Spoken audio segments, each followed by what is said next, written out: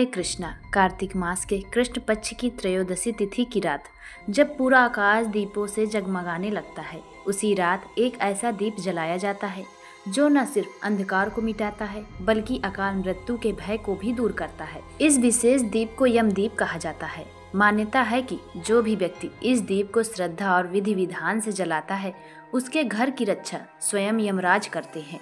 कहते हैं उस घर के बाहर यमदूत कभी नहीं आते, क्योंकि वहाँ धर्म की ज्योति जल रही होती है। यम दीपक की परंपरा बहुत प्राचीन है। कहा जाता है कि धनतेरस की संध्या पर यमराज जी की कृपा पाने और अकाल मृत्यु से रक्षा के लिए यह दीपक जलाया जाता है। यह दीप यमदेव को समर्पित माना जाता है, जिससे व्यक्ति दीर्घायु, स्वास्थ्य और सुखी जीवन प्राप्त करता है।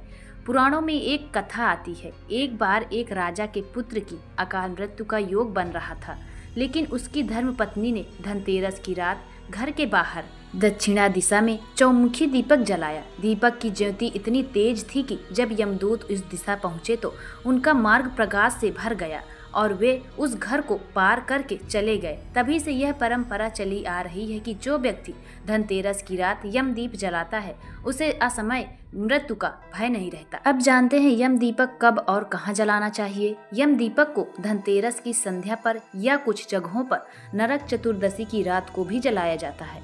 दीपक को घर के मुख्य द्वार के बाहर दक्षिण दिशा की ओर मुख करके रखना चाहिए, क्योंकि दक्षिण दिशा यम की दिशा मानी गई है। दीपक कैसा होना चाहिए? मिट्टी का या पुराना दीपक सबसे उत्तम होता है। अगर वह न मिले तो आटे से बना चौमुखी दीपक भी प्रयोग में लिया जा सकता है। यह दीप में 4 बातियां लगाई जाती हैं और उसे तेल में भरा जाता है ताकि वह पूरी रात जल सके। 4 मुख वाले दीप का अर्थ है 4 दिशाओं में जलती 4 ज्योतियों, जो धर्म, अर्थ, काम और मोक्ष इन 4 पुरुषार्थों का प्रतीक होती हैं। साथ ही ये चारों दिशाएं घर को अकाल मृत्यु से भी सुरक्षा देती हैं। अब प्रश्न ये उठता है कि यम दीपक को कौन जला सकता है? तो घर में जो भी बड़ी बुजुर्ग महिला है वो यह दीपक को जला सकती हैं। यह दीप तभी जलाया जाए जब सभी परिवारजन घर के भीतर उपस्थित हों, क्योंकि दीपक जलने के बाद घर की दहलीज पार नहीं करनी चाहिए। अब जान लेते हैं किस समय इस दीपक को जलाना चाहिए। तो सूर्यास्त के बाद जब सब घर में हो तब दीपक को पहले घर के मंदिर या पूजा स्थान पर जलाएं।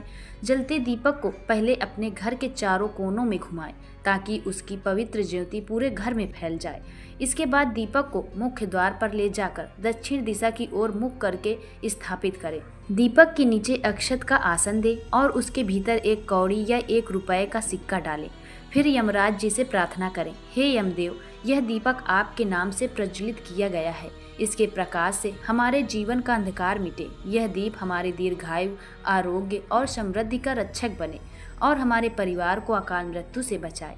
इसके बाद हाथ जोड़कर नमन करें और घर के भीतर आ जाएं। अगले दिन दीपक का विसर्जन इस प्रकार करें। सुबह ब्रह्म मुहूर्त या सूर्योदय से पहले दीपक की सारी सामग्री, मिट्टी का दिया, बातियां, अक्षत या तिल पास के किसी चौराहे या जल स्रोत में प्रवाहित करें। दीपक में रखा सिक्का भी उसी स्थान पर विसर्जित किया जाता है। इस तरह विधि विधान पूर्वक यम दीपक जलाने और विसर्जन करने से व्यक्ति और उसका परिवार अकाल मृत्यु के भय से सुरक्षित रहता है। आप चाहे धनतेरस को दीप जलाएं या नरक चतुर्दशी को, विधि यही रहती है। यही थी यम दीपक की पूरी कथा और विधि। अगर आपको यह जानकारी उपयोगी लगी हो तो इसे अवश्य साझा करें दूसरों के साथ और अपने घर में भी इस वर्ष श्रद्धा पूर्वक यम दीपक अवश्य जलाएं। हरे कृष्णा।